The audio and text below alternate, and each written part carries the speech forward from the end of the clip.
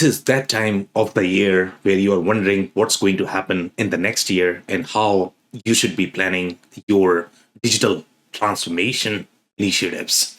And that's exactly what we are going to discuss in this video, the top 15 trends driving digital transformation in 2025. So let's dive in.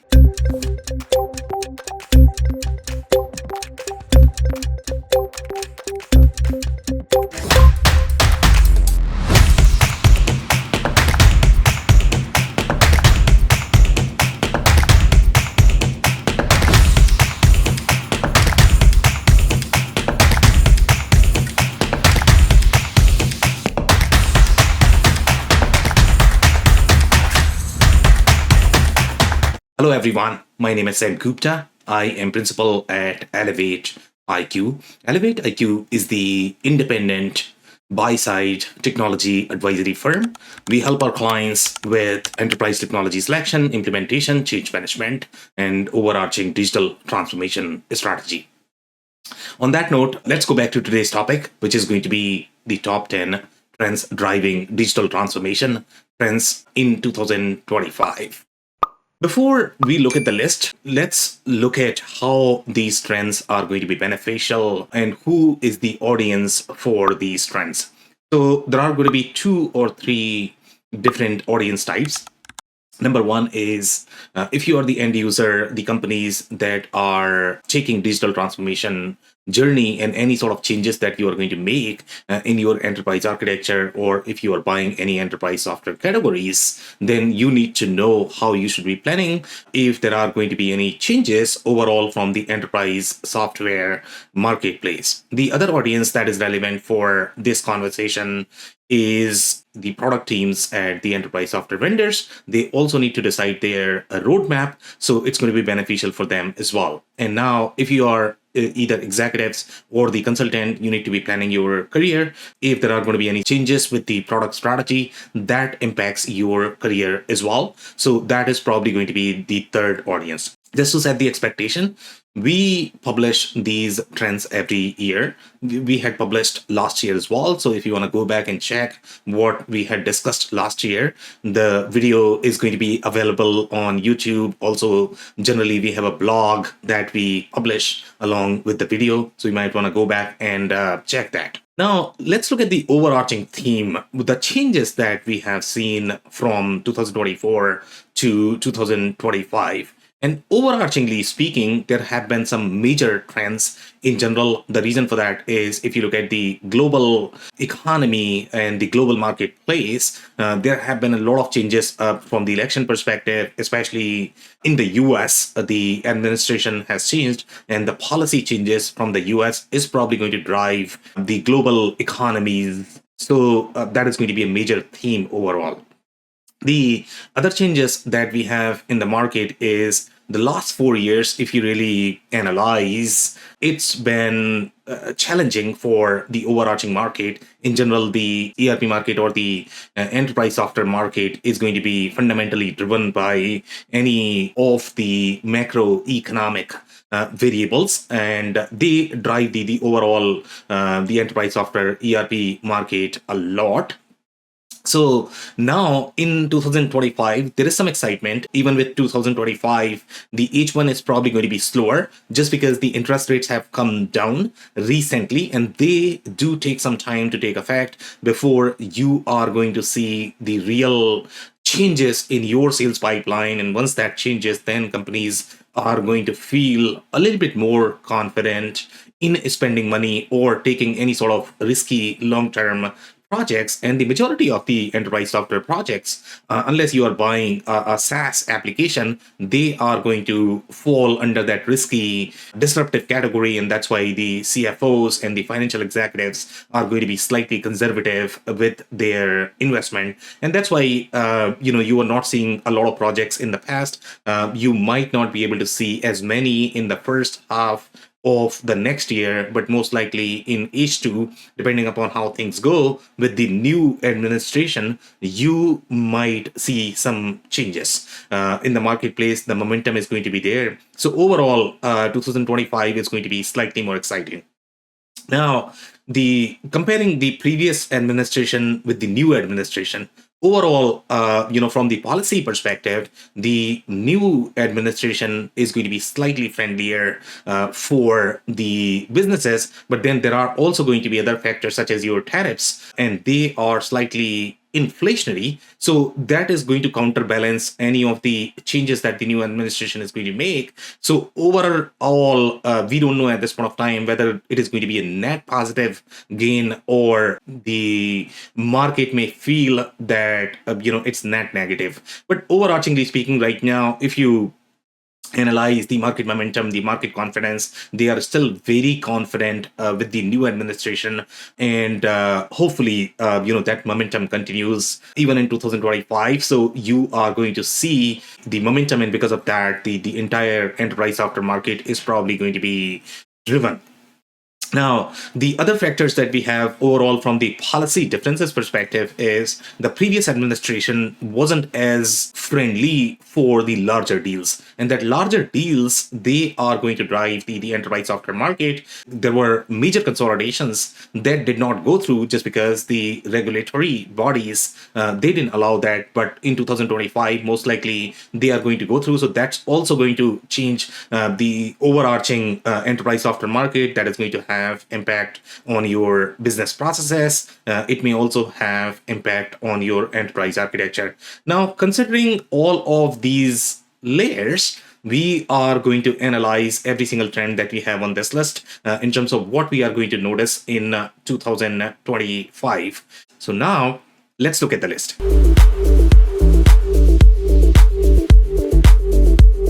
Number one on our list is AI augmented agents and AI governance platforms. So AI augmented agents, even though some of the mid-market customers might feel that AI is probably not going to be as relevant for them. But for the most part, if you look at the AI use cases, we are already seeing some of those use cases, at least in the enterprise marketplace, and that is going to dictate the overarching customer experience as well as the employee experience. And some of the use cases where you are going to see a lot more AI agents is going to be in the customer service workflows. And that's where that's going to drive the changed business workflows for a lot of different companies. And based on these AI agents, you are going to see changes in the majority of the enterprise software categories. They are going to be embedded as part of each of those categories. From the end user perspective, you might not see as much difference, but where you are going to see the difference from the AI agents perspective is that your experience is probably going to change. You might feel that now the software may be slightly easier to use. You had a lot of different automated workflows inside the software. Now those workflows are going to be slightly more intelligent, and they might be able to mimic the activities that humans were performing. Again, the humans are not going to be replaced. Their responsibility is going to change, but you are going to see a lot more of these AI agents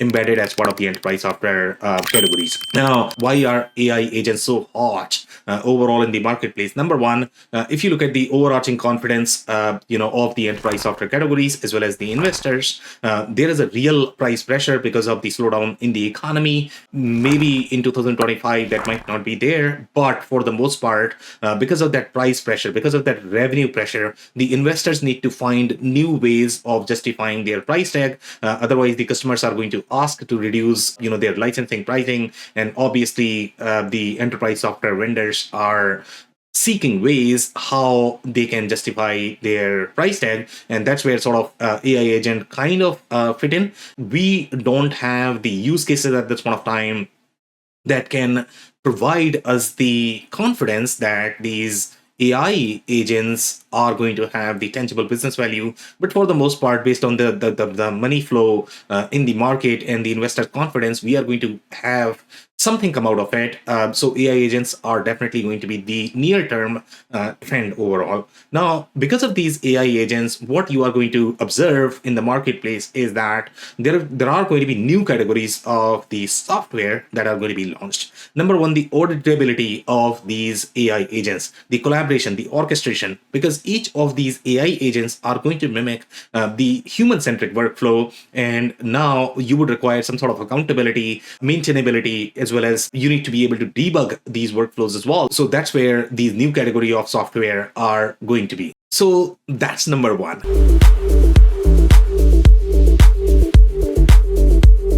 Now, number two on our list is ChatGPT induced revised search patterns and consumer behavior. Overall, because of ChatGPT, there is a lot of pressure on the existing search players. For example, Google.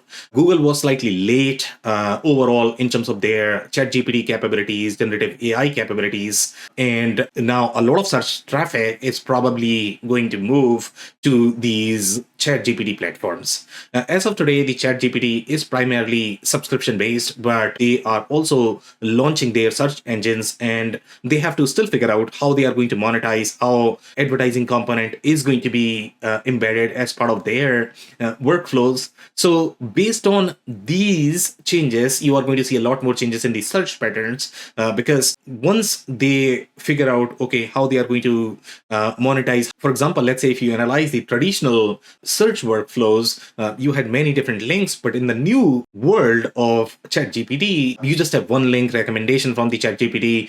I don't know whether you have noticed this on Google or not.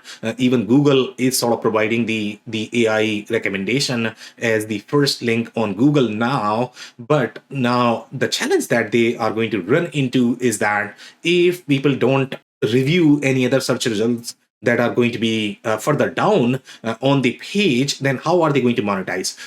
The ads are probably not going to be effective if that happens. So now they have to figure out, okay, how they are going to embed these monetization workflows, because that is going to impact their revenue. So overarchingly, there are going to be a lot of changes overall in the search market. The market share is going to shift to the newer players because the newer players, the users are going to move to the newer search engines that are going to be slightly more generative AI or ChatGPT based. Right now, they are trying to capture the market share. So that's why they are not as worried about the monetization aspect. So depending upon how the market dynamics move, we might see a lot of changes, and that is going to drive changes in your enterprise software categories as well, especially your digital channels, because this is going to be the new consumer behavior. And based on that, now e-commerce workflows are going to change. Based on that, your transactions are going to change, and that may have impact on your business processes as well. And then your enterprise software vendors need to adopt those new consumer behaviors. So that's number two.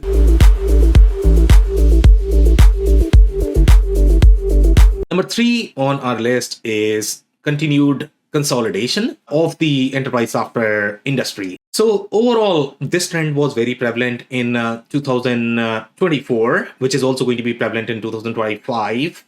Just because the market is not back up completely, it's not a growth market at this point of time. There's a possibility that it might become growth market, probably in H2. But for the most part, because of that, the investors are going to look for the financial synergies across different categories to be able to meet their revenue objectives, and that is going to drive this consolidation.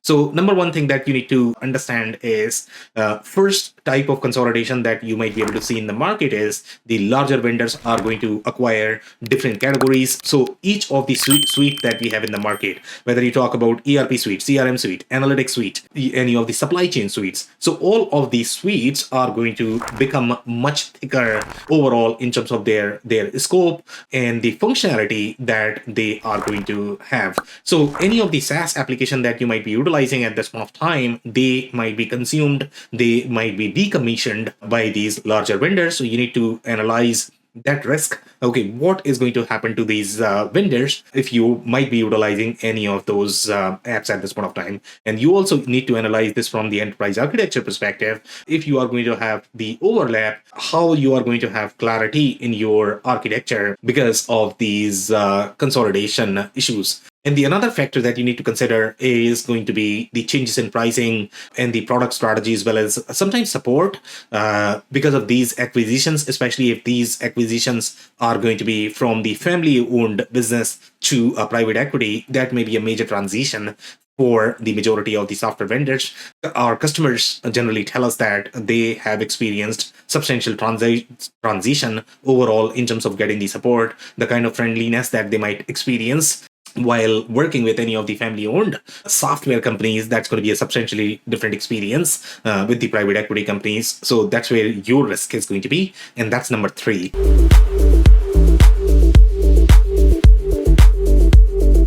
Number four on our list is cloud SaaS expense reduction and SaaS licensing pricing pressure. And now this trend is going to be relevant more from the price increase perspective. The SaaS vendors are going to find ways of increasing the pricing. We have seen this trend in 2024 as well, where vendors such as your Smartsheet or ActiveCampaign, they changed their pricing strategy overall. And sometimes, I mean, in cloud, since the control is now with the vendors, they are going to make very minor changes in their tiers, and that could have substantial impact on your total cost of ownership and the annual amount that you are going to pay. So you need to pay attention to that in terms of which kind of software categories that you have in your architecture at that point of time, and if there are going to be any sort of changes from the pricing perspective, how that might impact you. Now, this trend is also applicable from the end user perspective as well. If you are manufacturer, distributor, any of the industrial companies that are going to be the consumer of these software, since you have revenue pressure as well, so you are going to have a lot of cost pressure. And because of that, your executives are going to ask you to find ways to reduce that expense. And because of that, the enterprise software vendors are going to get further pressure on their revenue. So these two trends might affect overall price pressure, and the enterprise software vendors are going to find creative ways of increasing pricing, but the customers are looking to reduce that. So these two trends are going to be together, and because of that, you are going to see a lot of changes in the marketplace, at least from the pricing licensing perspective. So keep an eye on that, and that's number four.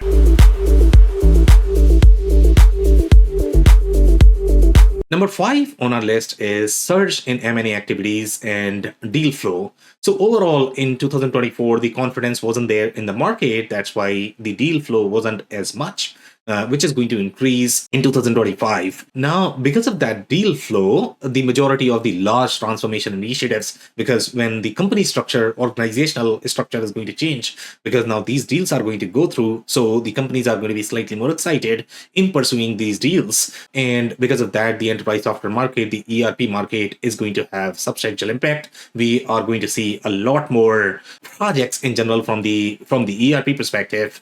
And because of that, the momentum is going to be there. So that's number five.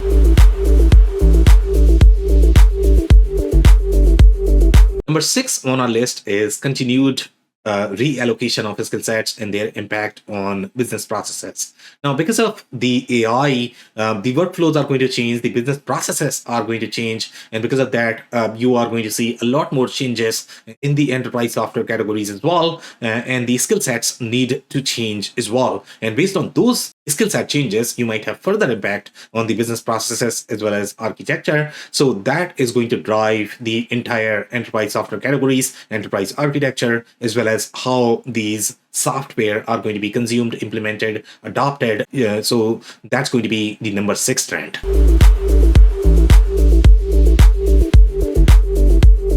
Number seven on our list is geopolitical impact on business processes.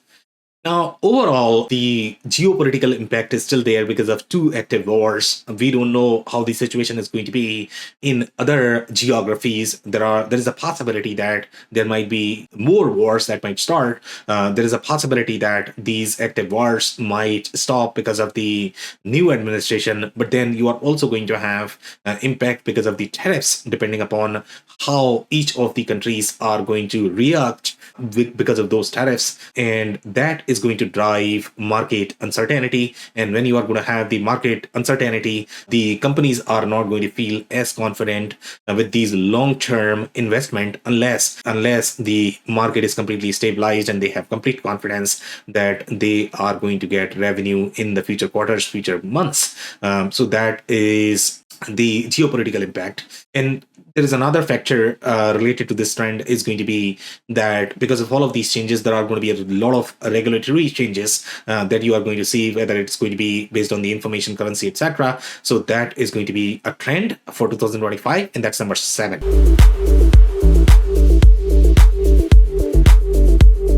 Now, number 8 on our list is more disruptions caused by software supply chain and cybersecurity issues. And this is the trend that we have seen in 2024 as well. Traditionally, software supply chain was not considered to be as serious, causing disruptions just like your physical supply chain. But things have changed a little bit based on the CrowdStrike incident. Now, governments and the companies are realizing that the software supply chain could have similar risk or even more because of AI, because AI is going to make the software supply chain far more vulnerable just because of the processing power, just because of the kind of capabilities that AI has.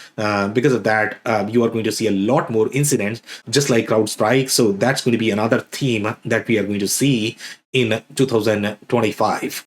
Also, the other factor that we have related to this trend is going to be that traditionally, if you look at any of these cybersecurity incidents, for the most part, the hackers targeted the larger customers, the larger companies, just because they wanted to create the maximum amount of impact based on the activities that they were performing. But now, because of AI, smaller companies might be the target as well. So that's going to be another theme that we are going to see in 2025, and that's number 8.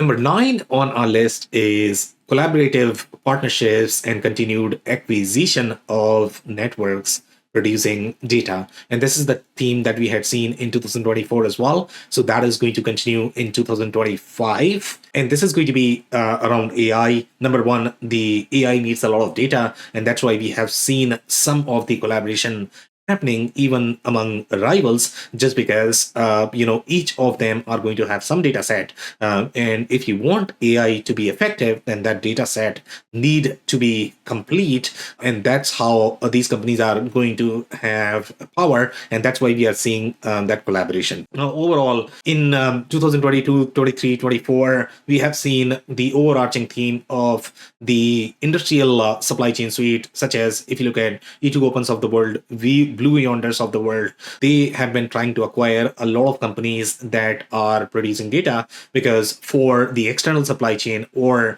the joint planning to be effective, you need a lot of data. So we are going to see a lot more of these partnerships. One significant acquisition that we saw in 2024 was Blue Yonder acquiring One Network Enterprise. And as such, if you look at any of the networks or the data vendors, there are not very many in the market, and that's why these larger vendors, they are trying to acquire all of these companies, and there are only so many companies in the market that are going to have the complete presence from the external supply chain perspective. So we are going to see this trend, and that's number 9.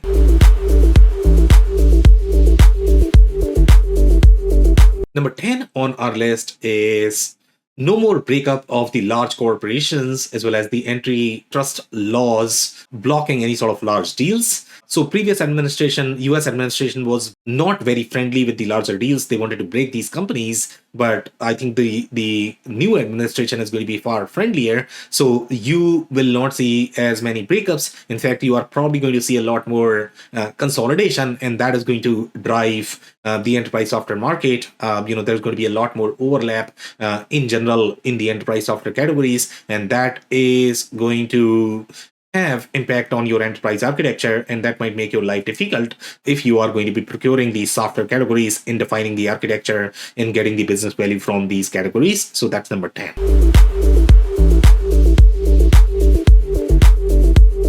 Number 11 on our list is continued digital transformation failures and focus on enterprise architecture. So one of the themes that we have from the cloud adoption perspective is Now ERP is no longer just the ERP. They are trying to sell the entire enterprise architecture. You have substantial component that are wired together as part of the suite, and they all are trying to sell the suites. And based on the consolidation, based on the acquisition activities, enterprise software vendors are going to procure more capabilities. The reason why they are doing is that because they are trying to increase their deal size, but because of that you are going to see a lot more overlap in general. Everybody is trying to acquire every single capabilities in the market, and because of that your life is going to be much harder. And with cloud, the systems are far more constrained in general, so you need to have far more clarity in terms of which system is going to do what, and what is going to be the master data governance across those systems. And you need to have far deeper enterprise architecture capabilities. Otherwise, we are going to see a lot more failures in general. We saw that in 2024, and in 2025, that is going to continue as well. So that's number 11.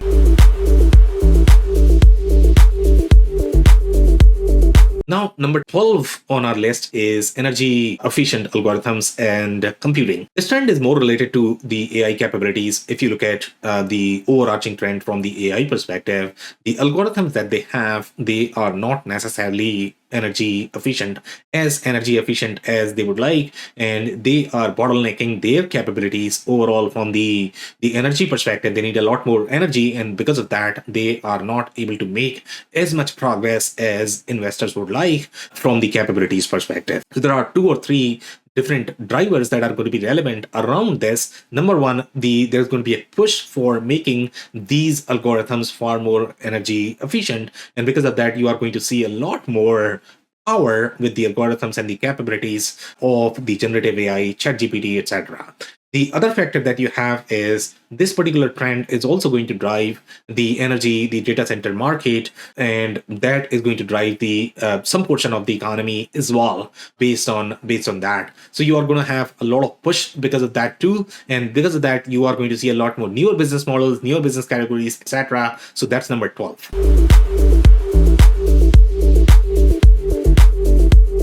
Number 13 on our list is revised processes for sustainability and e-invoicing.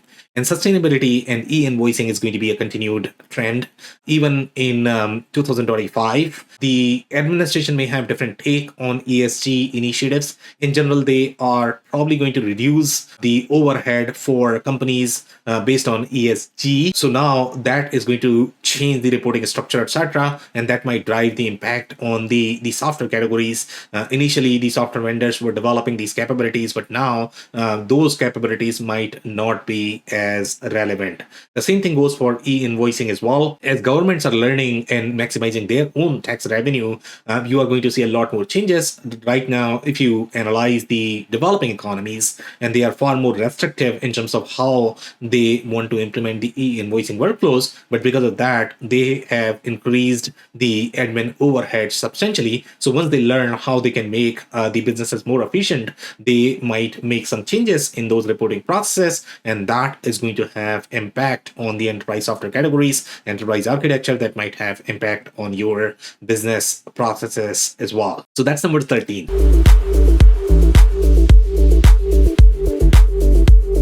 Now, number 14 on our list is omni-channel collaborative experience as well as operational intelligence platform. If you analyze some of the omni-channel capabilities, for example, let's say headless, that was very hot in 2022, 2023, but now that has sort of come down. It has become more of the enterprise play for the headless capabilities. But with AI, you are going to see a lot more scenarios for personalization, and that is probably going to drive a lot more experience from the omni-channel perspective.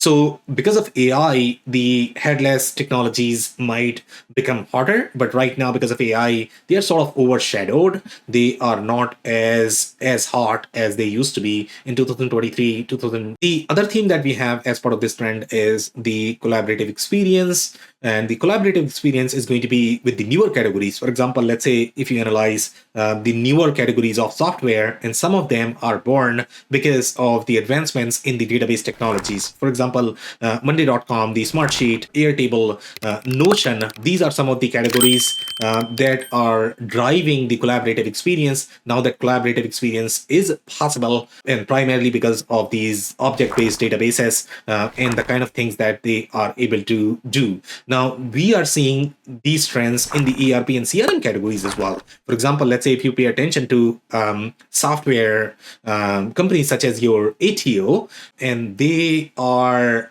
making the CRM category far more flexible, far more collaborative. The way these companies have changed the software space, from the collaborative perspective. So we are going to see a lot more changes in the ERP CRM category, based on this collaborative experience, depending upon how reliable these technologies are going to be. These companies are still very small. They are funded by very large investors. So we are going to see a lot more momentum in this particular space. We don't know at this point of time how fast they are going to be adopted by the CRM vendors or the ERP vendors, but that is something to keep in mind. This trend is going to be relevant in 2025 as well. The third layer that we have as part of this trend is the operational intelligence platform. Right now, if you look at companies such as your Palantir, they are primarily the enterprise play. For the most part, enterprise companies, governments, they are able to utilize a lot more intelligence based on these operational intelligence platform. For the most part, traditionally,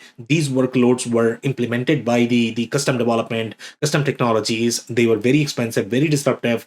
You had a lot more digital transformation failure because of that. But now, that technology is making it possible to draw insights, from the data perspective. They have scenarios such as now the security workflows that you had in your ERP or transactional workflows. Now that is becoming more common in the data workspaces as well.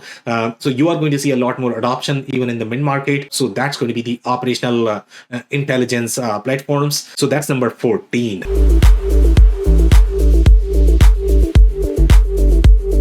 Number 15 on our list is race to quantum technologies.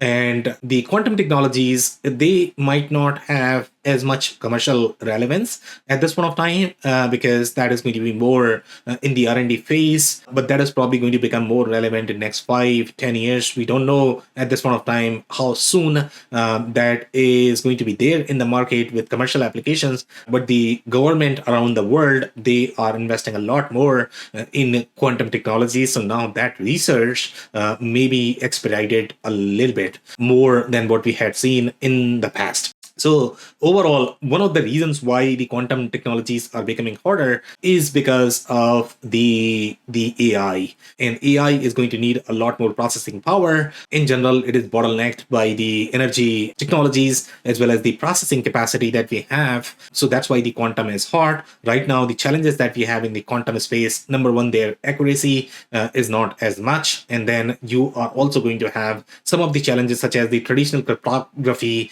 that we had in the market. Now that is probably going to break. So the companies or the government need to do a lot more research to make sure that this is not going to break if they adopt these technologies commercially. So that's where they are spending their energy. Again, the quantum technologies are not going to be as relevant commercially at this point of time, but you are going to see a lot more research. So if you are investing in any of the quantum technologies, or you want to assess, okay, what's going to come in next 4 or 5 years, you should be paying attention to this research as well. So that's number 15. And that's it for the trends. If you enjoyed this video, we are also going to include a detailed article that is going to have much deeper insights. So you might want to check that.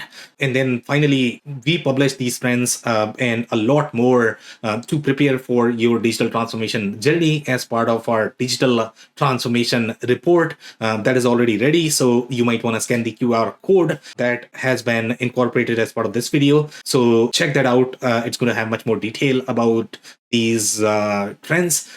We publish these videos on a weekly basis. If you have not subscribed to our YouTube channel, you might want to do that so you don't miss out on any of the research or the videos that we are publishing. Also, this podcast is available in the audio format on your favorite podcasting platforms. So check those channels out as well if that is your preferred platform. On that note, thank you so much everyone for tuning in. I'll see you in the next video.